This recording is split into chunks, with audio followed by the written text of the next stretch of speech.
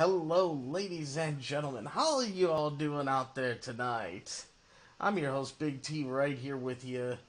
And actually, we're here for episode number 159 of the Beyond the Ring with Big T wrestling podcast here for Thursday, November 15th, 2018.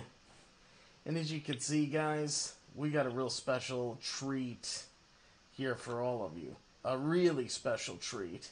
And I am truly honored and privileged to be sitting here tonight to bring you this awesome interview. We have former WWE professional wrestler and fellow Killer Bee himself, Mr. B. Bryan Blair. Bryan, how are you doing tonight, sir? Well, let me tell you something, Mr. T. I am just so wound up tonight. I just cruised down to Hazel's Honey Hut and I chugged me down a quart of orange blossom special, and I got my toes tapping, I got my wings flapping, and I'm ready for some jaw jacking and back cracking, Mr. T. So what you got for me, All Big right. T? Let's start it off here. We're ready to go. We're ready to go. Let's start off at the beginning of this whole thing. About approximately what age and how old were you approximately, and how did you first fall in love with professional wrestling? And when you fell in love with it, what made you say, I really, really love this, and you know what, this is something that I have to do. I have to be a professional wrestler. This is what I want for my lifetime career. Well, I was an athlete all my life. I still have the record for the most letters at my high school in Tampa, and went on to college and did a lot of things. And when I first fell in love with professional wrestling, there was Gordon Soley. I remember I was like 12 years old watching Gordon Soley and, the Briscoe brothers and Don Morocco and all these tremendous talents that were just absolutely amazing. I mean, Murdoch and Dusty Rhodes, the American Dream. I mean, just all the top talent was in Florida, and Gordon Soley was an announcer that was so unique and special. He kind of drew everybody into it. He was like the announcer that could make the blind man see. He was to me the greatest announcer there ever was and ever will be. Jim Ross is close, and there's some other great ones. But Gordon Soley, as they say, was the dean of announcers. And he was awesome, and he could bring the most out of you. And from there, I had a great career. I was a Florida heavyweight champion. I got stretched in the dungeon, went back and forth, got stretched for years by really tough, good guys. Hiro Matsuda, of course, my main trainer, and Jack Briscoe, Carl Gotch, Bob Backlund, Eddie Graham, so many, Gordon Nelson, so many good hookers. And, for 3.5 summers, broke in. Paul Orndorff, I 100 people when I broke in, over 100 people, only during the 3 summers. The first summer, Orndorff broke in. I'm sorry, he didn't break in. The second summer, he broke in. And then third summer, I broke in. And Hogan broke in shortly after that. And wound up, being 2 of my best friends and still are today, great buddies, good people. I've all the people that I've been friends with in the business are still like my brothers, and that's why I love the Cauliflower Alley Club, and so I'm into that. But there's so many things I can talk about. You know why, Big T? It's because of the places I've been, the people I've seen, and the things that I've experienced. Because there's nothing like, going from Maine to Spain and deep down in the Ukraine. And we've wrestled from New York to Holland, and actually spread pollen from New York to Holland, and that's how we created the Hive. We've been from ocean to ocean, to coast, north, south, east, and west. But something, as far as I'm concerned tonight, Mr. T, you're the announcer with the most. So you talk to me. All right.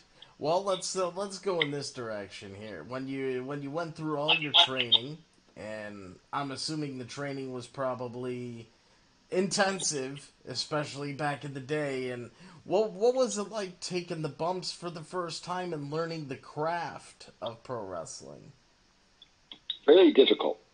Very, very, very difficult. It's much more so than today, although there's some, the Tough Enough was, close, but not even. We were doing, anywhere from 500, we got up to 500 Hindu squats, 500 push-ups a day in sets of 100. Then wrestling, amateur wrestling for like 15 minutes. And if you know how long 15 minutes of amateur wrestling is, it's incredible. And then you would go in and then you would sit and learn hooks and talk and have ground lessons and different things. And for a long time, they never really even let you hit the ropes. So it was brutal. Oh, I could imagine. Many people left there without what they came with, other than what they put on. I mean, they left their bags behind, their clothes behind. They ran out at 106 North Albany Street and Kennedy Avenue in Tampa, Florida. That's where the Sportatorium was. So many people ran onto Albany Street and just left everything behind, because in Florida, they'd want you to kill the people after you were finally accepted, and they knew that you were tough enough that you were going to stay. And I heard a lot about Florida wrestling actually from a professional wrestling photographer that was down there, Mr. Bill Otten, back Great in the guy. days. And I love Bill. He was around all the time. He could tell you all the stories. I mean, he knows the deal. Florida was a great territory for me, and the territory days will never be duplicated or even emulated. They were the very best, and anybody that was fortunate enough to wrestle in the territory days in the wrestling industry wrestled in the cream of the crop of the wrestling industry. And back in the day too, he told me all the stories about Eddie Graham and just so many great ones. And then actually last week, or I believe it was last week already, when I reached out to you and I happened to be on the phone with him, and I'm like, hey, you have any experiences with Bryan Blair? And he told me that you are one of the greatest guys that he has ever met and ever interacted with in the professional wrestling business. He said you are really one of the good guys, if not the best guy that has worked within the business. Wow, I need to give Bill Otten $1 or something, man. That's pretty nice. He spoke of you in really high regard, and he was very happy to hear that you were one of the upcoming guests on the show. He was very, very happy about it, and he just told me all these great things. So I was really excited to know that you were going to be on. Yeah, and Bill was the kind of guy, that was more than our official photographer. He was like one of the boys. We always loved Bill. He was just, around. You could have a side conversation with him and get an honest opinion. So, Bill was a special person for a lot of reasons. And it's interesting that you say that, about an honest opinion and have a good conversation. That's basically what he does with me about my podcast. Well, you know what? I would rather somebody told me that my breath stinks or I got a booger in my nose than to have somebody lie to me. Lying is the worst thing in the whole world. I can't stand liars. I cannot stand liars or thieves. I don't want to be lied to, and that's how Vince is. If you want to go into WWE, Vince wants people with character. He doesn't want liars or thieves. Successful people, good people, they don't want liars and thieves around. They want honest people. So when somebody's critiquing you about your show, you always listen. You take ideas from everybody. Nobody knows it all. Nobody. There's nobody that knows it all. And when you even think you might know it all, you're really lost. So you learn something every day, and anybody can teach you something. So always be a listener. I try to encourage that a lot. Be a listener. And then, I love the golden rule, treat everybody as if you the same way that you want them to treat you. Treat your neighbor, treat your friends, treat everybody the same. And when you put all that stuff together and do it right, I'm a big believer in God, and I wouldn't be here without God. I know that for a fact, and I'm a Christian, God-loving, God-fearing man. Not that I'm not a sinner, but it keeps me on the straight and narrow, most of the time. I know when to hold them and when to fold them, if you know what I mean. Oh, exactly. And it's interesting that you brought up the point about WWE, because that is one of the talking points I would definitely love to touch on here. I believe you started wrestling pro in '77, correct? And then by '85 is when you made it into the WWE. Actually, I worked for no. I see, people don't really understand the true history of wrestling. That's why it's important for our historians to teach everybody, and we honor our historians every year. We're having our 54th annual Cauliflower Alley Club reunion in Vegas this year, April 29th through May 1st. And it's like the greatest fraternity in the world, the best party on earth. It's the greatest time. If you've never been, it is off the chains, and it all goes to wrestlers who have fallen on difficult financial times. You can be a wrestling fan. We have tons of wrestlers that are members. You can join for like $25 a year at caulifloweralleyclub.org. You get a lot of stuff for that $25. I won't go into it right now. But we were just talking about character, basically, and having strong character is really important for everybody and everything that you do. And we like to joke around in the wrestling business. We talk a lot of trash, and I like to talk trash too. It's fun. Whatever makes the fans happy, because we all, the smart guys understand that without the fans, you're nothing. Absolutely nothing. You have nothing. You are nothing other than, whatever you're doing. Everybody's something. Don't ever think that. Everybody is. There is nobody better than anybody. There's nobody out there listening right now that's John Cena or Undertaker or B. Brian Blair or whoever.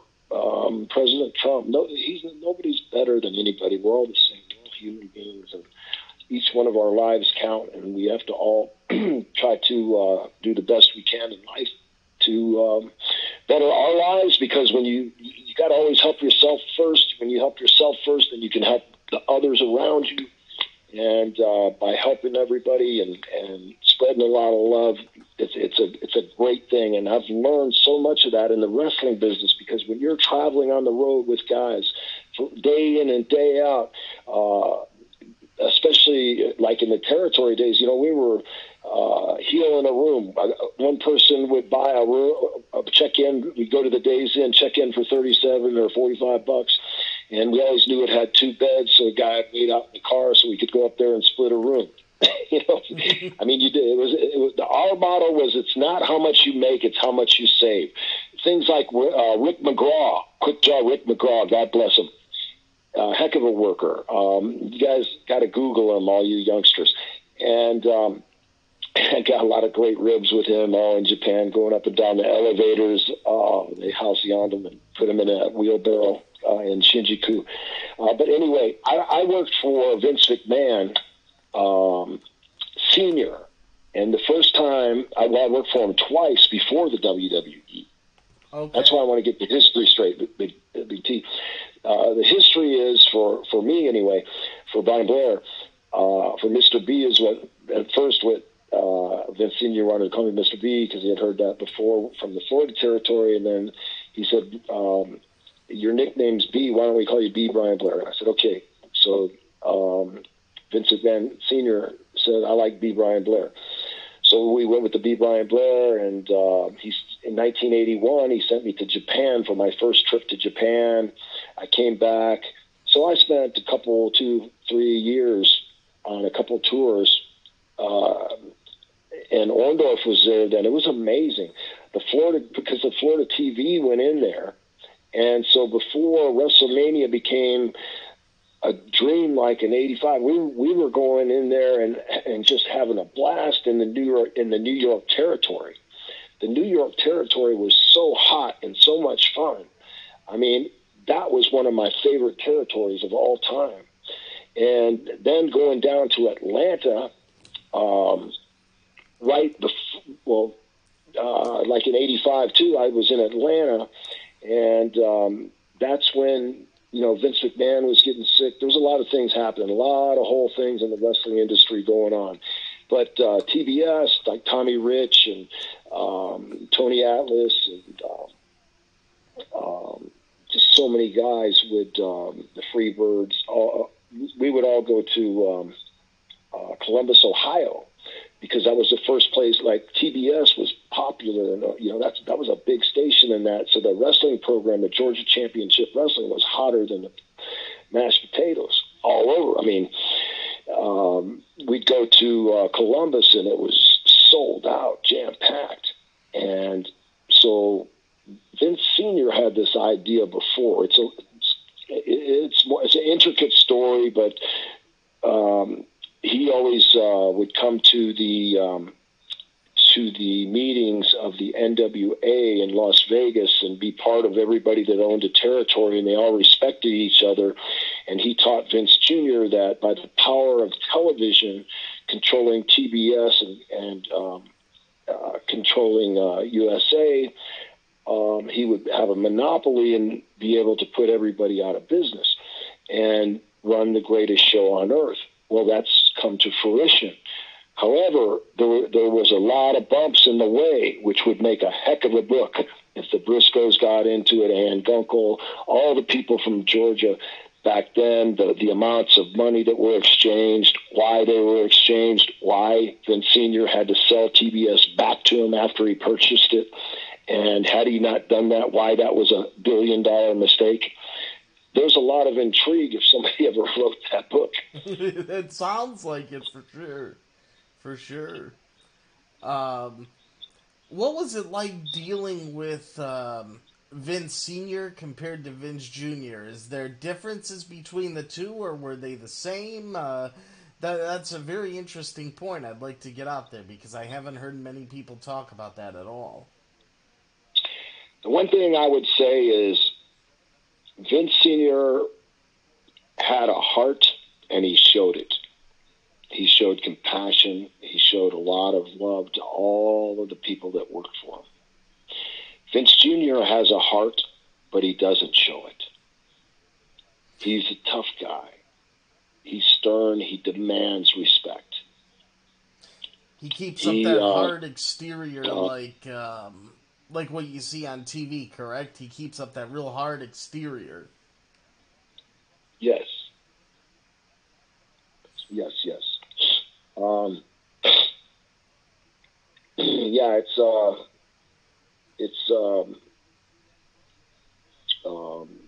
they're both brilliant. They were both brilliant. Vince was an announcer while I was with Vince Sr., but he was also his dad's right-hand man. And I never forget when you could YouTube a match right now that I had with Mr. Wonderful Paul Orndorff. I had a pair of red tights in St. Louis, Missouri. And right after that match, the bad thing about YouTube in this match is they didn't have the sound like they have now, all the stuff. But I'm telling you, excuse me, guys, a little burpage. But Big T, I mean, when Vince McMahon Jr. came to Orndorff and I after the match, like a young person that saw a wrestling match for the first time in his life, well, not for the first time in his life, but for the first 2 years of his life or whatever, he says to us, guys, that was the greatest match that I've ever seen in my life. Wow. And of course, that was a heck of a compliment coming from Vince McMahon Jr. A huge compliment. And we enjoyed that, and I'm sure he meant that. And but Paul and I actually had better matches than that. One up in the New York territory in in New Hampshire, one of those. I had one with Buzz Sawyer, a 15-minute Broadway, where Chief Jay Strongbow came up to us afterwards and he goes, "Guys, that was the best match that I've ever seen in my life." And, I listened to all the, things that go around, and you don't hear that. I've never heard that often, but to have two different people say that and with two different talents, it told me that hard work and perseverance paid off, and that the fans appreciated that I gave every ounce of effort that I had in my body. If I had to bleed, whatever the deal was, I gave it to the fans. And that's why I've had 12 operations. I can't even feel with my right hand. Oh, wow. Just too many operations. So you really gave it all to professional wrestling. Yeah, I gave it all. I didn't leave anything on the table, Big T. I didn't leave anything on the table, and I'm not leaving anything on the table. I still got some matches in me. I had a great battle royal. It's on YouTube right now from Iowa just a few months ago. I've got a bunch of stuff coming up, so I stay in shape. I keep it's pretty girls and dumbbell curls, like the Hulkster used to say. And I like to work out, and I got the DDP yoga, man. That is awesome. That DDP yoga is the best. I'm going to tell you right now. It's not your mama's yoga, just like he says. That DDP, it's called DDPY, but it's fabulous. Anybody that hasn't tried that, you have got to try that, because that's what I do right now.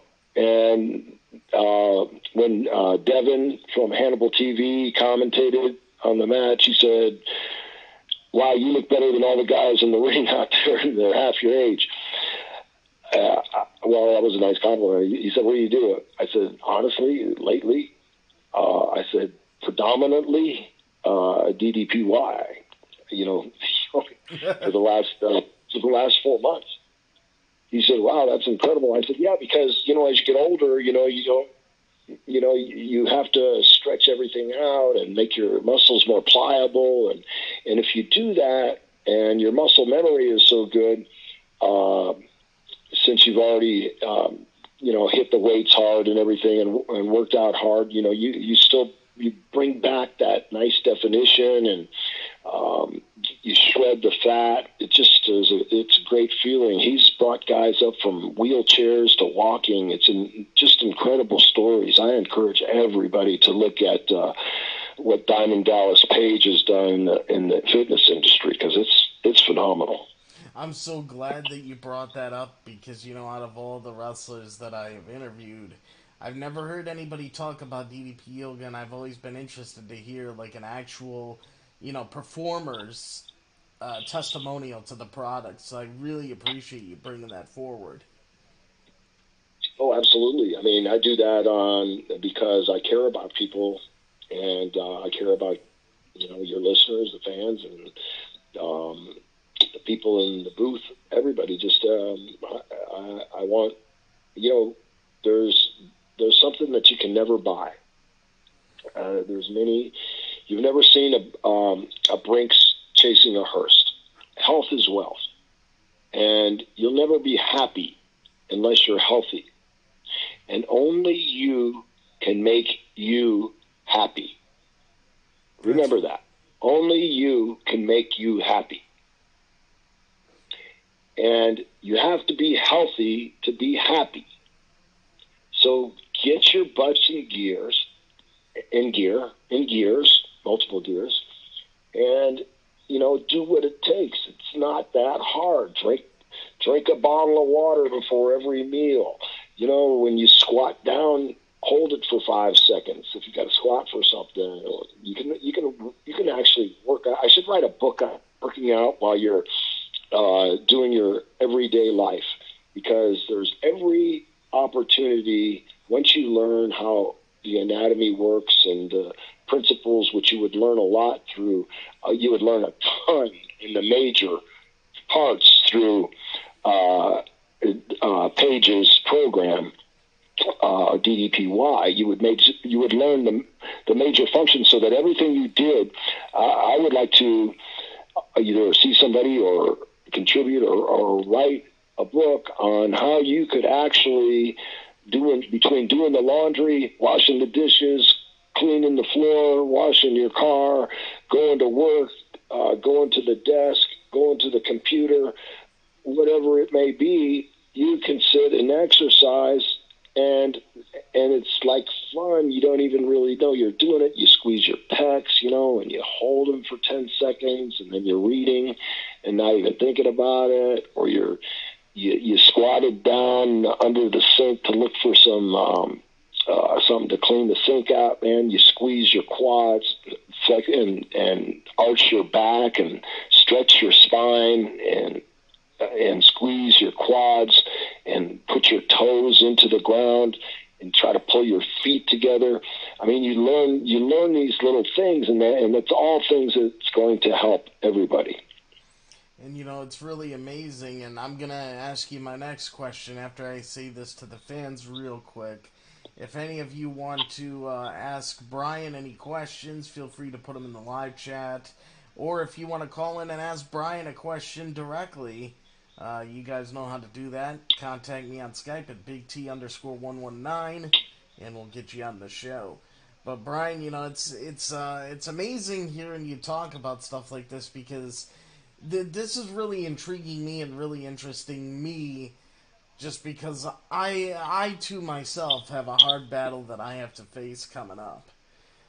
And actually, I found that out on Monday at my doctor's. I have cerebral palsy.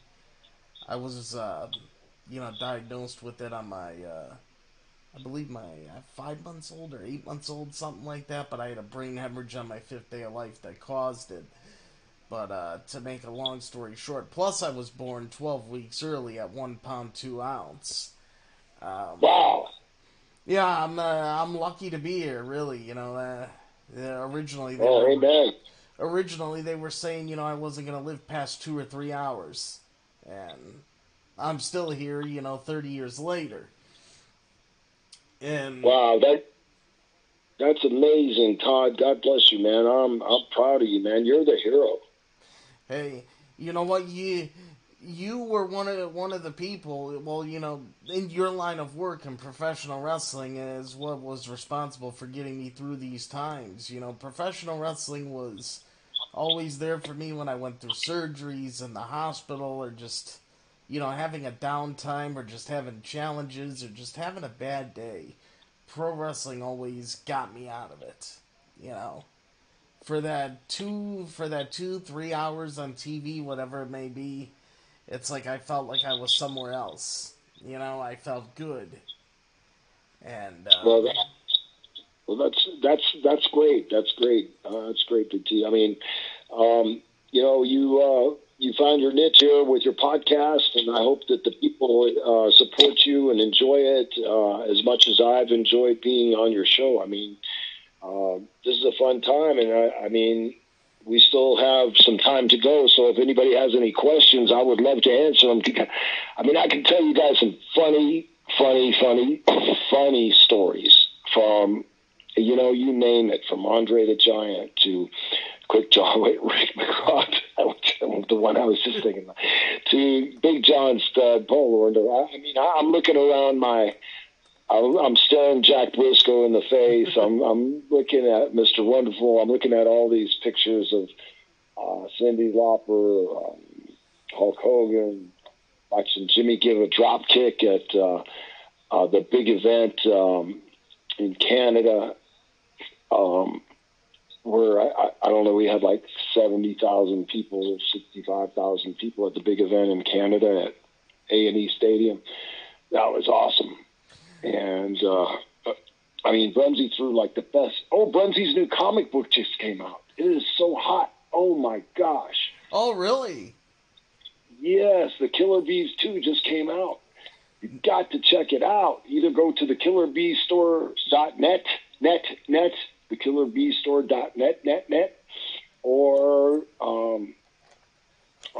you'll be seeing it really, really, really soon. And Jimmy has one of the greatest drop kicks I've ever seen. Well, he was a Minnesota State high jump champion. And even though Jimmy is about 10 years older than me, he is still, he looks, we look the same age. I guess I look old. But anyway, the guy was just a super athlete. So I look at that, I sit here and I look at Bob Uecker, Cyndi Lauper, and Vanna White, and the Backstreet Boys, and then, and Bruce Springsteen, and these pictures behind me, Pete Rose.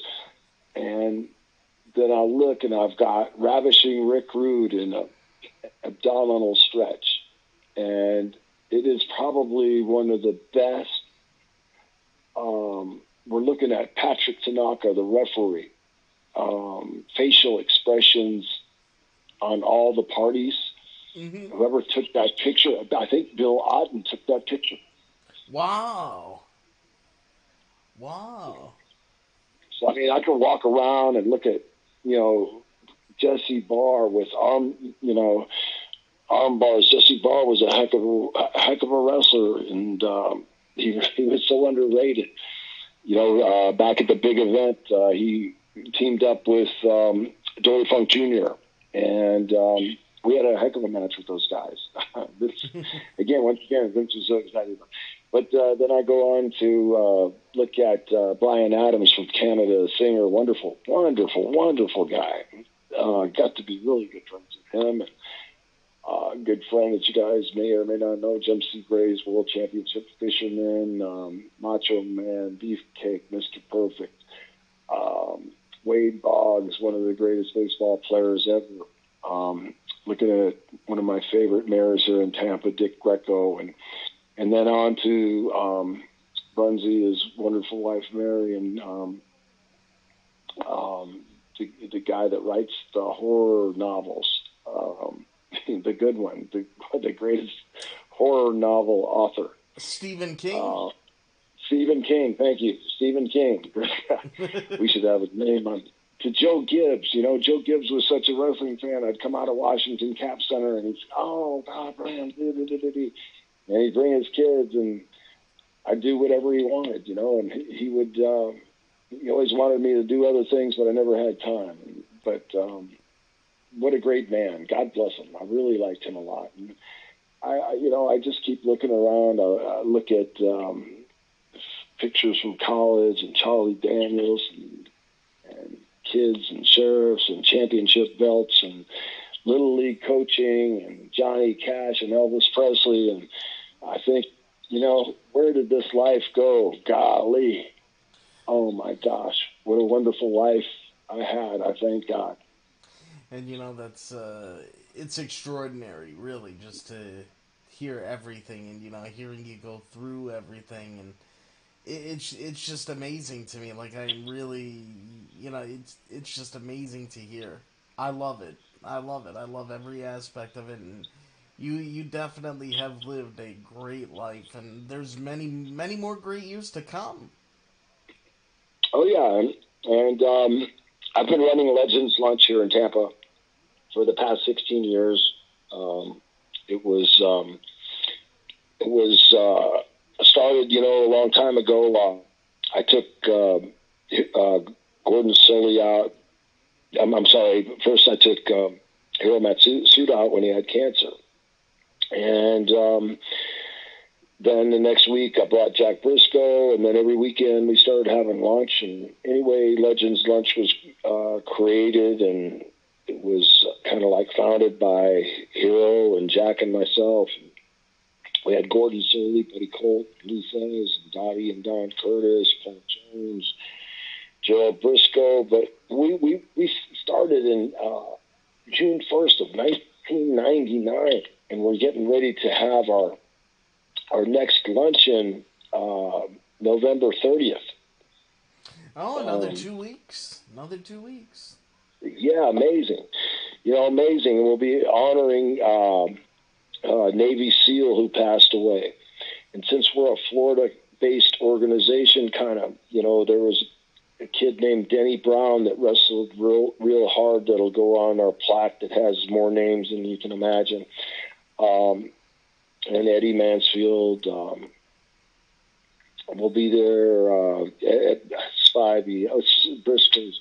So many people will be there. It's amazing. So besides doing the Cauliflower Alley Club, which is my passion, which I love so much, I just can't get enough of, go to caulifloweralleyclub.org. When you help these people, it's amazing. Guys that, we don't mention names regarding the Cauliflower Alley Club, but only there are some people that ask us to, so that the people that join are members or our family. So everybody understands, and they want to say thank you and be recognized for saying thank you, like Kamala, like Mr. Wonderful, like Bobby the Brain Heenan, like Paul Orndorff, like Brickhouse Brown, like there's others, but I'll stop there and just let you know that, please, go to caulifloweralleyclub.org and, consider joining our club. It'll be the best thing you ever did. It'll allow you to come to our reunion every year, and we're getting ready to have our 54th reunion on, remember this now, this is important. You can have the time of your life for cheap.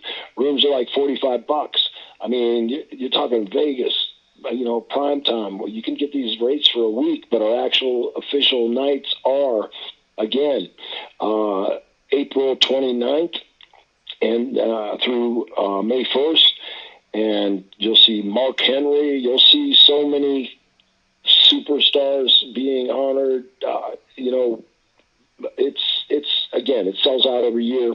There's more fun. If you go to the website, Cauliflower Alley Club.net, .org, you will see so many events that happen, so much that takes place, all for cheap, and bring the family. It's a family-friendly event. It's an incredible party, is all I got to say. Incredible. It's like, I hate to say it, but it's like anything that's addictive, it's worse. Yeah, as far Bryan, as addiction. Oh, I'm sorry to interrupt, but I just thought of something. If you would like to, we can do this one of two ways, because I'd love to help you out and promote it as well. Either you could send me, some information on certain things that you'd like me to promote for this, or if you would just like to pop in on a couple of shows as it gets closer, just for a few minutes on one of my regular podcasts and just tell everybody about what you got going on. I'd love to promote this and help you out. Hey, Big T, I appreciate that. That's very kind of you. I would love to do it. It sounds like a great thing. Pretty soon I'll be seeing you there. Yeah, you know what? I'll have to make the trip down to Florida, because I usually go to WrestleMania every year. But one of these years I got to make the trip down to Florida. Well, the Legends Lunch is great in Florida, but that's only a lunch. What I'm talking about is Cauliflower Alley Club in Vegas. Oh, and you know what? I love Las Vegas. I was there for my 21st birthday. Well, there you go. You can come have a good time, brother. I'll tell you what, I can handle one more quick. Not that I can handle, I can stay with you all night, but, I got my wife, and I got probably another 2 hours worth of work before I go to bed. You know what I do? Most wrestling fans, what's Brian Blair doing right now? What's B-Line doing? Well, I am busy on the weekends entertaining fans for the most part, enjoying myself, mingling, and then I'm a government liaison. I work in the government. I do a lot of political stuff, and so if you're at my Twitter handle, Killer B1B, you can check me out there. If you may not like my political persuasion, but I'm very committed to what I do, as I've been an elected official, and I have to be honest. And remember, honesty is, as I mentioned before, be honest with everybody. Don't be something that you aren't. Always be honest. So, so you'll see the political part. I have lots of wrestling anecdotes, and with Twitter, we always pass on lots of different wrestling fun stuff, some moves that you don't see too often, or some funny, goofy stuff, or whatever it might be. But anyway, love to get interactive with everybody on the other end, and please hit me up. And any questions, I'm always happy to answer questions. And it's just been an honor to be on your show, Big T. Oh, Bryan, it's been great. Actually, I see one question coming in here from a fan, if you'd like to answer this. Surely. This one is from Lisa. She says, I would love to hear a story by Bryan, like one that he found the best, most funny, or memorable moment that he's ever had. The best, most funny, or memorable moment, I can actually answer that. Okay. And I'll bet you most people would stutter or stammer or make how am I going to think of that? Well, I'm going to tell you, Lisa. So, okay, get ready now. Picture yourselves. Get ready. Here I am. I just broke in to Championship Wrestling from Florida. The Briscoes are my heroes. I love them. They're like the best. Jack and Jerry Briscoe, my best friend, Steve Kern, all these guys. I've become so close to these guys. And then during the training part, we had hardcore kayfabe, so the heels were always on the other side. I mean, you couldn't mess around. And, but at the 106 North Albany, where you broke in, where everybody met to get their paychecks from Charlie Lay or the guys giving out he was always the guy giving out the paycheck. And whoever the booker was, whether it was Dusty Rhodes or Johnny Valentine Sr. or Louis Tillett or so many different bookers. But anyway, you met there, and you got to see the bad guys. And there was a couple guys that turned out to be bad guys in a good way, but Pat Patterson kept always, he's gay. As you know, he has a book called Coming Out or whatever. And so he used to say, hey, Bryan, let's go in the ring. I'd like to show you some quick switches and a go behind. Mm-hmm. And I said, Pat, that ain't happening, bro. And I told him. And he kept, pounding it in front of the boys, like, really, come on, Bryan, I want to show you this and that. And it was always kind of a risque gay joke. And I'd go with the program, but I just wouldn't really let him have his way. So one day, it was the first week in the business. On the way down, and this is one story, but let me just fast forward to the way back since I have to get to this. So my most memorable moment, and as we're driving from the show in Fort Myers up the highway towards Yeehaw Junction, which is a 100-mile stretch, about halfway heading north to Yeehaw Junction, a brand new Lincoln Town car starts to pass us by, and we're in Gerald Briscoe's brand new Lincoln Versailles. And the town car, as it's facing us, has an ass, a bare ass, sticking out of the moonroof, mooning us. And it's Pat Patterson's boyfriend, Louis Dondero, and Frankie Mephisto's just driving the car. He's laughing his ass off. And the Briscoes go, man, man, Beeper, that's a long story. Man, Beeper, these guys keep messing you around. Dude, man, we got to do something to get them back. I said, okay, what are we going to do, Jack? Gerald interjected somehow. I said, well, come on, help me out. These guys are always messing with me. We got to get them back. And all of a sudden, I believe it was Jack, he says, I got it. Okay, I'm going to pass them up. When we pass them up, or Gerald's going to pass them up. When we pass them up, we'll pull over the side of the road like we're peeing. And when they pass us up, you jump in the trunk, because Yeehaw Junction will then only be about 20 miles in front of us, and it's dark. It's like 11 o'clock, 12 o'clock, there's be nobody behind us. You moon the heck out of them. I said, okay. It's about 11:30. So anyway, I said, okay, that sounds perfect. So I was excited.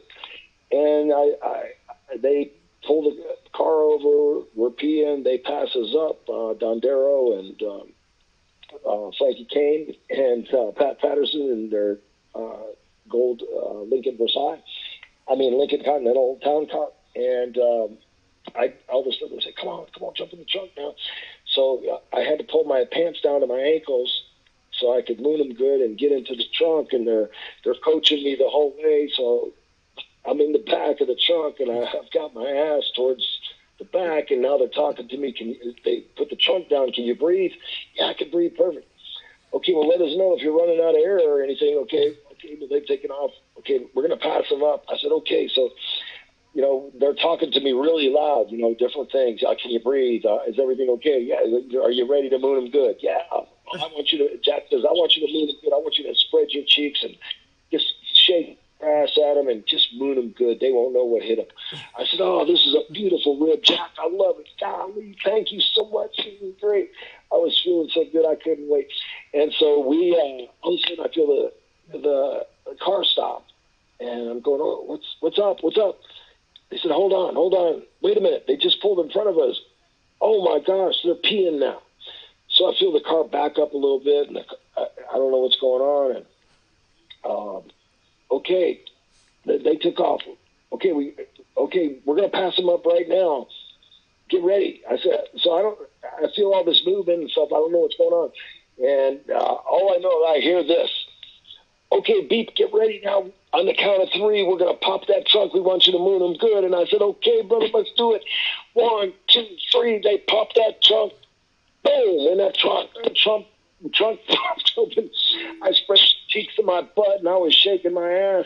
And I turned around to see Pat Patterson. I turned around to see Louis Dondero. I turned around to see the great Mephisto laughing their fannies off. And when I turned around, I heard a horn going, ha! And I said, what the heck is that? As I turned around, I looked, and they had backed up into the picture window of the Stuckey's restaurant. And it was full of people, jam-packed full of people, because of that horn and all the noise that they created. Oh, my gosh, with a trunk. Can you imagine the trunk? And now, it's a trucker's paradise, 11:30 at night. This place is, just packed full of people. And I remember this, a grayish haired lady's just staring at my ass. I turned around, I ducked down. I didn't want anybody to see me. Then I see the bus guy tapping her on the shoulder, and the window's full of people. I look, and I see a guy drop his gas. He's laughing really hard at his pump. And these guys won't go. They're just laying on the horn. Oh, I'm going, oh my gosh, what am I going to do? I can't stay here. This is like the most embarrassing thing of my lifetime. So I said, there's about 2 feet between the window and the bumper. And so I go to jump out of the trunk, and as I did, my pants were up my ankles, and I fell down and stood up, and boy, they got more than me. So I go to grab the back of the, to get back into the car, and the door was locked, and they start taking off about 3 miles an hour. And I can't run 3 miles an hour because my pants are at my ankles. So they're milking me. I'm trying to grab my pants and pull them up, and all the way to the highway. I look over to the left, and Mephisto and Pat Patterson and Frankie Kane, they're laughing so hard they can't even. They had already set up this rib, and I can't. They made me go all the way to the highway, and then they took off, and they left me there stark naked. And the next day was television, and Gordon Soley said, the people of Yeehaw Junction would like to thank B. Ryan Blair for his public appearance at Yeehaw Junction. Thank you, Mr. Blair. We need to keep doing good deeds. Oh, my God, that's great. So anyway, all right, guys, I got to go. I love you, and I pray that you will have nothing but success, health, and happiness. Bryan, thank you so much for being a part of the show tonight. It really means a lot, and if you would ever like to come back on, I'd be more than happy to have you. Oh, okay. Well, I appreciate that so much, Big T, and I'll take you up on that. But remember the Cauliflower Alley Club, man. We got Terry Funk doing a special. He's doing a special 1-hour seminar. Jeff Walton. We've got Cody Hawk and the trainers. Well, we got so many. Dr. B. David Schultz is going to be. It's going to be amazing. Oh, I'm looking forward to it. I'll keep an eye on it, and if there's anything you'd like me to promote with it going forward, let me know, and I will do so for you. All right, brother. I appreciate it, and wish you well. Thank you very much, Brian. Thanks again for being on the show. Thank you, Big T. Take it easy. All My right. brother from another mother. Bye-bye. Bye. All right, ladies and gentlemen. Man, was that something or what? That was honestly one of the funniest wrestling stories that I've heard. Man, and thank you to Mr. B. Bryan Blair for coming on the show tonight. And guys, I hope you enjoyed this as much as I did. Wow, did I have fun. I had a load of fun, and I really hope that we can get him back on the show and then get some more great stories like the one we just heard. But basically got a bunch of career highlights, talking about everything, a little bit about B. Bryan Blair's wrestling career, political career, a funny wrestling story like you just heard right now. Thank you to Lisa for that wonderful question. And make sure you check out the Cauliflower Alley Club, like B. Bryan Blair was just talking about. They got a lot of good stuff going on around there, and I'm going to look into his Twitter, and then I will leave his Twitter down in the description of this video for you if you'd like to go follow him on there and keep up with everything he's got going on. So, guys, thank you so much for tuning in. I hope that you enjoyed it. I definitely did. And before we get going here tonight, actually, let's go on over to NXT superstar Mr. EC3 himself to hear from him, and then I'll be right back on here with you to wrap it up. Be right back, guys. Hello, this is EC3 of TNA Wrestling, and you are so very fortunate because you are watching Beyond the Ring with Big T. Alright, guys. So, again, thank you so very much for tuning in tonight. As you can see here, I'm going to pull up this picture so that you guys can see this. This was a great episode. Man, am I proud of this interview and so honored and privileged to have done this. This has been episode number 159 of the Beyond the Ring with Big T Wrestling Podcast.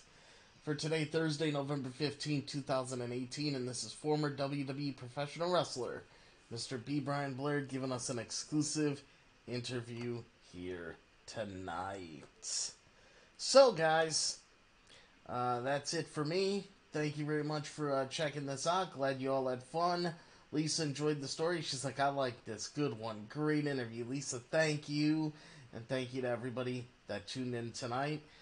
And as always, guys, I'll see you next time. There will be a next time. Don't forget us. We won't forget you. And if you want the best for all of your professional wrestling needs, always remember to think Beyond the Ring with Big T.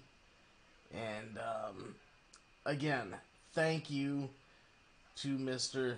B. Bryan Blair of the Killer Bees for giving us a great interview that we will never, ever forget on the show. And hey, although with all the great stories from B. Bryan Blair, we actually got to hear a couple of great little stories too about Mr. Bill Otten doing photography. So that was always good. But again, thank you, Brian. All the best to you, and look forward to talking with you again sometime soon.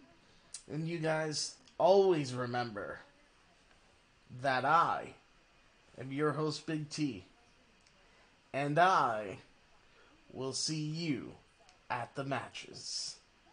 Thank you again, Mr. B. Bryan Blair. Great interview. And to all of you, I love you all, and we'll talk to you very soon. Good night, everybody.